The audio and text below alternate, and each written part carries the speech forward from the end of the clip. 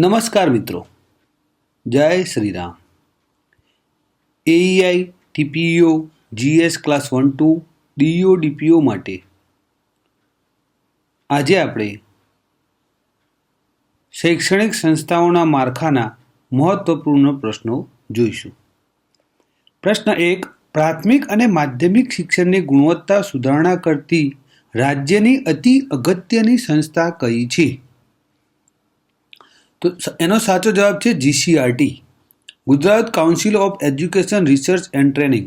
તો પ્રાથમિક અને માધ્યમિક શિક્ષણની ગુણવત્તા સુધારણા કરતી ગુજરાત રાજ્યની અતિ અગત્યની સંસ્થા જીસીઆરટી છે અને કેન્દ્ર લેવલે આ કામ એનસીઆરટી કરે છે.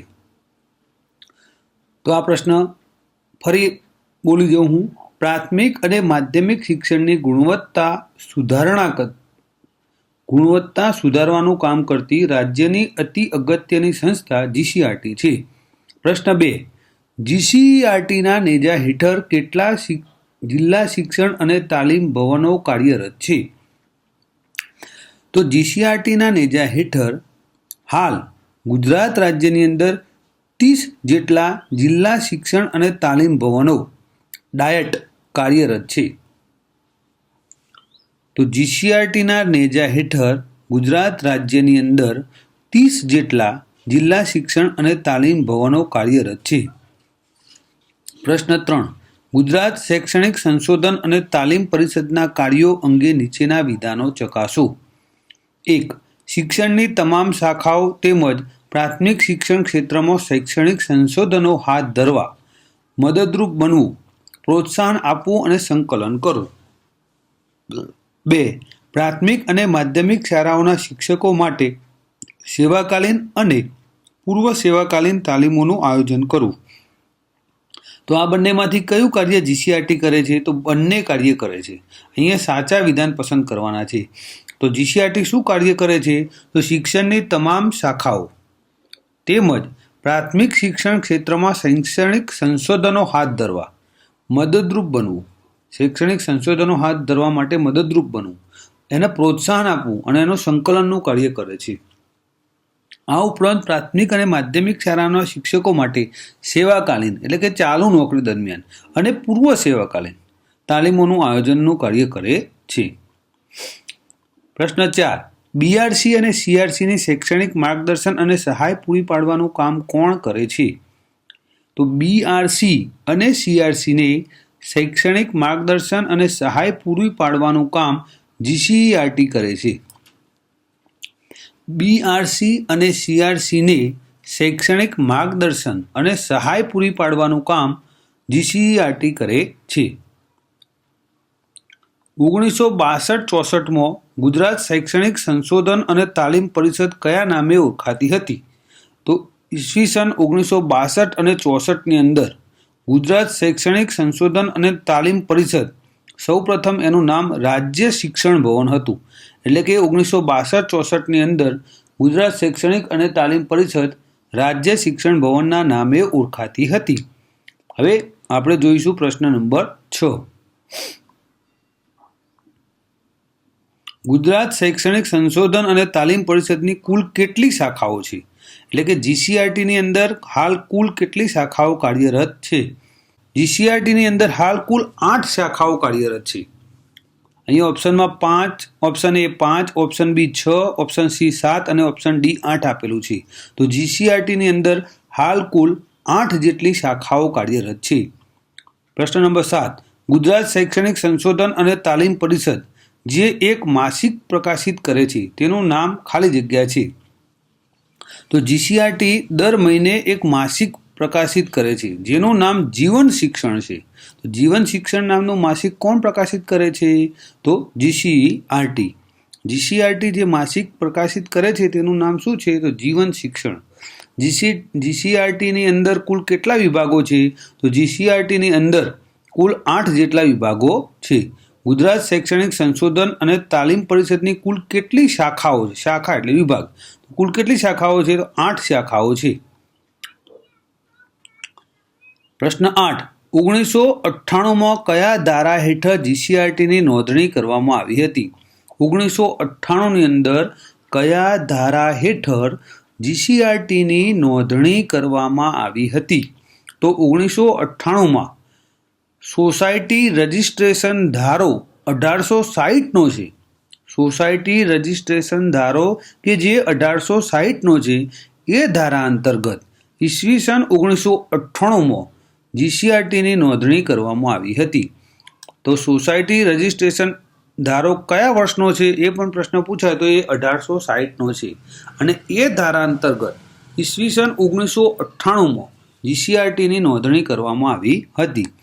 જીસીઆરટીના કાર્યો વિશે નીચેના વિધાનો તપાસો. એટલે જીસીઆરટી નીચેનામાંથી કયા કાર્યો કરે છે? પહેલું, જીસીઆરટીની તાલીમ શાખા દ્વારા યોગ અને સ્કાઉટ ગાઈડ અંગેની તાલીમનું આયોજન અને અમલીકરણ કરે છે. તો જીસીઆરટીની તાલીમ શાખા છે એક, એના દ્વારા એ યોગ અને સ્કાઉટ ગાઈડ અંગેની તાલીમનું આયોજન અને અમલીકરણ કરે છે. બીજું, શિક્ષણની બધી જ વિદ્યા શાખાઓમાં શૈક્ષણિક સંશોધન પ્રવૃત્તિને સમર્થન આપે છે, સહાય અને ઉત્તેજન પૂરા પાડે છે. ત્રીજું, વર્ષમાં 2 વાર ડાયટના અધ્યાપકો માટે કેપેસિટી બિલ્ડિંગ સેમિનાર યોજી તેમની વ્યાવસાયિક સજ્જતા વધારે છે. તો આ 3 વિધાનો સત્ય છે. તો જીસીઆરટી શું કાર્ય કરે છે? તો જીસીઆરટી પોતાની તાલીમ શાખા દ્વારા યોગ અને સ્કાઉટ ગાઈડ અંગેની તાલીમનું આયોજન અને અમલીકરણ કરે છે. બીજું, શિક્ષણની બધી જ વિદ્યા શાખાઓમાં શૈક્ષણિક સંશોધન પ્રવૃત્તિને સમર્થન, સહાય અને ઉત્તેજન પૂરો પાડે છે. ત્રીજું, વર્ષમાં 2 વાર, જો કેટલી વાર? તો 2 વાર, વર્ષમાં 2 વાર ડાયટના અધ્યાપકો માટે કેપેસિટી બિલ્ડિંગ સેમિનાર યોજી તેમની વ્યાવસાયિક સજ્જતા વધારે છે. આ પણ પ્રશ્ન પૂછાય કે ડાયટના અધ્યાપકો માટે દર 2 વર્ષે જીસીઆરટી કયો સેમિનાર યોજે છે? તો કેપેસિટી બિલ્ડિંગ સેમિનાર દર કેટલા વર્ષે યોજે છે? 2 વર્ષે. તો આ બધા જ કામ જીસીઆરટી કરે છે. હવે પ્રશ્ન નંબર 10, કઈ શિક્ષણ નીતિ અન્વયે એટલે કે કઈ શિક્ષણ નીતિની જોગવાઈ મુજબ શિક્ષક, પ્રશિક્ષણ, સેવાકાલીન અને પૂર્વ સેવાકાલીન ક્ષેત્રોને મહત્વના ગણી જિલ્લા શિક્ષણ અને તાલીમ ભવનોની રચના પ્રાથમિક સ્તરે કરવામાં આવી હતી? તો કઈ શિક્ષણ નીતિ અન્વયે કરવામાં આવી? તો રાષ્ટ્રીય શિક્ષણ નીતિ 1986 અન્વયે કરવામાં આવી. તો રાષ્ટ્રીય શિક્ષણ નીતિ 1986ની અંદર શિક્ષક, પ્રશિક્ષણ, સેવાકાલીન અને પૂર્વ સેવાકાલીન ક્ષેત્રોને મહત્વના ગણી જિલ્લા શિક્ષણ અને તાલીમ ભવનોની રચના પ્રાથમિક સ્તરે કરવામાં આવી હતી. ટૂંકમાં ડાયટની સ્થાપના જિલ્લા શિક્ષણ અને તાલીમ ભવન, બરાબર, એની સ્થાપના કઈ શિક્ષણ નીતિ અંતર્ગત કરવામાં આવી? તો 1986ની અંતર્ગત. શા માટે? તો શિક્ષક, પ્રશિક્ષણ, સેવાકાલીન અને પૂર્વ સેવાકાલીન ક્ષેત્રોને મહત્વ ગણી એમને તાલીમ આપવા માટે. તો 1986ની શિક્ષણ નીતિ અંતર્ગત ડાયટની સ્થાપના કરવામાં આવી. હવે પ્રશ્ન નંબર 11 જોઈશું. પ્રશ્ન 11, પોતાના જૂથની શાળાઓમાં વિવિધ શૈક્ષણિક કાર્યક્રમોનું આયોજન અને અમલીકરણ કરવું અને કરાવવાનું કામ કોનું છે? તો જૂથની અંદર, જૂથ એટલે કે ક્લસ્ટર, તો ક્લસ્ટરની અંદર વિવિધ શૈક્ષણિક કાર્યક્રમોનું આયોજન અને અમલીકરણ કરવું અને કરાવવાનું કામ સીઆરસીનું છે. તો પોતાના જૂથની શાળાઓમાં વિવિધ શૈક્ષણિક કાર્યક્રમોનું આયોજન અને અમલીકરણ કરવું અને કરાવવાનું કામ સીઆરસી ક્લસ્ટર્સ રિસોર્સ કોઓર્ડિનેટરનું છે. પ્રશ્ન નંબર 12, ભારતીય બંધારણના કયા અનુચ્છેદ અનુસાર આરંભથી 10 વર્ષની મુદતની અંદર તમામ બાળકોને તેમની 14 વર્ષની વય પૂરી થાય ત્યાં સુધી મફત અને ફરજિયાત શિક્ષણ આપવાની જોગવાઈ કરવામાં આવી છે? તો ભારતીય બંધારણના અનુચ્છેદ 45 અનુસાર, તો ભારતીય બંધારણના અનુચ્છેદ 45 અનુસાર બંધારણ આરંભથી એટલે કે જ્યારે બંધારણ શરૂ થાય ત્યારથી 10 વર્ષની મુદતની અંદર તમામ બાળકોને તેમની 14 વર્ષની વય પૂરી થાય ત્યાં સુધી મફત અને ફરજિયાત શિક્ષણ આપવાની જોગવાઈ કરવામાં આવી હતી. પણ હવે મિત્રો 86મો બંધારણીય સુધારો 2002થી આમાં સુધારો કરવામાં આવ્યો છે. આ જોગવાઈ પ્રારંભિક બંધારણમાં હતી કે જ્યારે બંધારણનો આરંભ થાય ત્યારથી 10 વર્ષની મુદતની અંદર તમામ બાળકોને તેમની 14 વર્ષની વય પૂરી થાય ત્યાં સુધી મફત અને ફરજિયાત શિક્ષણ આપવાની જોગવાઈ અનુચ્છેદ 45ની અંદર કરવામાં આવી હતી. પરંતુ 86મો બંધારણીય સુધારો 2002 અંતર્ગત આ જોગવાઈ બંધારણના મૂળભૂત અધિકારોમાં અનુચ્છેદ 21A ઉમેરવામાં આવ્યો અને તેમાં જોગવાઈ કરવામાં આવી કે 6 થી 14 વર્ષના તમામ બાળકોને મફત અને ફરજિયાત શિક્ષણ પૂરું પાડવું. હવે જે અનુચ્છેદ 45ની અંદર જોગવાઈ હતી તેમાં સુધારો કરવામાં આવ્યો અને તેમાં એવું કરવામાં આવ્યું કે 6 વર્ષ સુધીના બાળકોને પ્રારંભિક શિક્ષણ અને તેમની સાચવણીની જવાબદારી જે તે સરકારની રહેશે એવી જોગવાઈ કરવામાં આવી. અને આ ઉપરાંત એક મૂળભૂત ફરજ પણ ઉમેરવામાં આવી. અનુચ્છેદ 51ની અંદર 11મી મૂળભૂત ફરજ ઉમેરવામાં આવી, જેમાં જણાવવામાં આવ્યું કે 6 થી 14 વર્ષના બાળકોને શાળાએ મોકલવાની જવાબદારી તેમના માતા પિતા વાલીઓની રહેશે. તો આમ 86મા બંધારણીય સુધારા 2002 દ્વારા શિક્ષણ અંતર્ગત 3 અનુચ્છેદની અંદર સુધારો કરવામાં આવ્યો. અનુચ્છેદ 45 જેમાં જોગવાઈ શરૂઆતમાં એ હતી કે 14 વર્ષ સુધીના બાળકોમાં, જે ઘટાડીને 6 વર્ષ સુધીના બાળકો માટે કરી. નવો અનુચ્છેદ 21A ઉમેરવામાં આવ્યો, જેમાં 6 થી 14 વર્ષના તમામ બાળકો માટે મફત અને ફરજિયાત જોગવાઈને મૂળભૂત અધિકાર ગણવામાં આવ્યો અને નવી મૂળભૂત ફરજ માતા પિતા વાલીઓ માટે ઉમેરવામાં આવી કે 6 થી 14 વર્ષના બાળકોને પ્રારંભિક શિક્ષણ મફત અને ફરજિયાત શિક્ષણ પૂરું પાડવાની જવાબદારી એમની રહેશે. તો આમ 86મો બંધારણ સુધારો ખૂબ જ મહત્વનો છે. હવે પ્રશ્ન નંબર 13, છેવાડાના વ્યક્તિ સુધી શિક્ષણ વિસ્તરી ન શકતું હોવાથી ભારતીય સંસદે કયા વર્ષમાં નવી રાષ્ટ્રીય શિક્ષણ નીતિ અમલમાં મૂકી હતી? તો જુઓ, અત્યાર સુધી 3 રાષ્ટ્રીય શિક્ષણ નીતિ આવી. હવે અહીંયા 1959, 86 અને 2020. હવે અહીંયા 1986 ઓપ્શનમાં છે તો જવાબ આપણે એ જ આવશે. તો છેવાડાના વ્યક્તિ સુધી શિક્ષણ વિસ્તરી શકતું ન હોવાથી ભારતીય સંસદે કયા વર્ષમાં નવી રાષ્ટ્રીય શિક્ષણ નીતિ અમલમાં મૂકી હતી? તો 1986ના વર્ષમાં નવી રાષ્ટ્રીય શિક્ષણ નીતિ અમલમાં મૂકી હતી.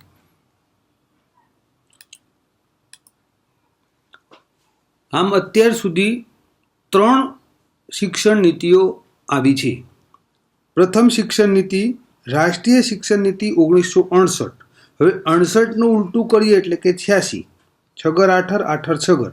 તો બીજી શિક્ષણ નીતિ આવી 1986ની અંદર અને એ રાષ્ટ્રીય શિક્ષણ નીતિની અંદર સુધારો 1992માં કરવામાં આવ્યો અને અત્યારે હાલ જે નવી રાષ્ટ્રીય શિક્ષણ નીતિ આવી એ 2020 કહેવાય છે.